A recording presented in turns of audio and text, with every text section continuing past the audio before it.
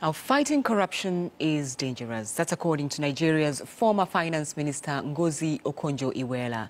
And that, as you can see, is the title of her latest book. In it, Mrs. Okonjo-Iweala narrates her ordeal during her bid to stop corrupt practices in her country. She met stiff resistance, and her efforts to end the abuse of Nigeria's fuel subsidies led to the kidnapping of her mother. She's been speaking to Peter Okwoche. She was held for 5 days. I got a call. They didn't ask for money. Contrary to what many people thought, they said I should go to the television and the radio and publicly resign, announce my resignation, and I should leave the country and go back to the US where I was working, from where I came. And so this was shocking. But the key thing is that when she asked these 4 young men who took her, "Why did you take me?" They said, "Because your daughter did not pay oil marketers their money." And that's how we found out it had to do with oil marketers. And at some point, I mean, there was another meeting that some oil marketers allegedly had in Abuja where, you know, in Lagos, where they said you would leave the office in a wheelchair. Absolutely. And that was also by the grace of God that one of the people who participated in the meeting happened to have been a friend of my brother's, one of my brothers, and thought that, well, he was part of the meeting, but what was being planned was not fair. So he called my brother and said, "You have to tell your sister to be careful." And you confronted one of the marketers? Exactly, in whose house it took place. And then let them know that we knew about it.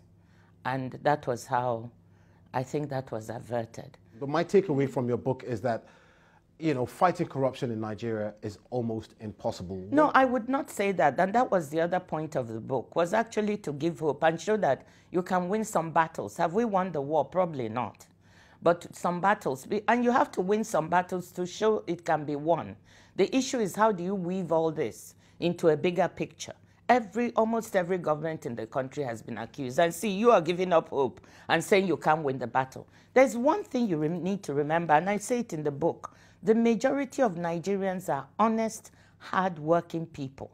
But Nigeria is held hostage by a small minority of people.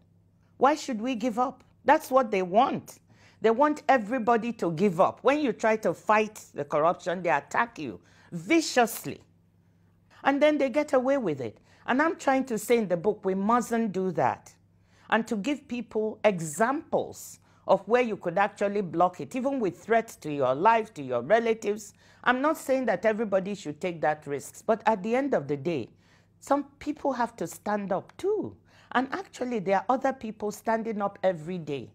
A lot of people will also say, and it's a book within which you're trying to exonerate yourself, to say, listen, I wasn't part of this whatever cabal you guys are talking about, you know, this is what I did, you know. Why are you trying to exonerate yourself? No, I don't, the word exoneration doesn't come to mind, because when you didn't commit any crime, what are you exonerating yourself from? I don't need to exonerate myself from anything, but I wanted to tell my story. That is true, and I have a right to do that. Absolutely.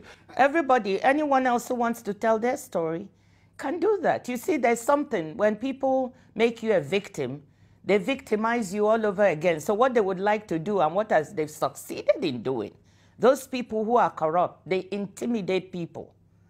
They say all kinds of things, so you keep quiet. And I've said I'm not keeping quiet. It's a former Nigerian Finance Minister Ngozi Okonjo-Iweala.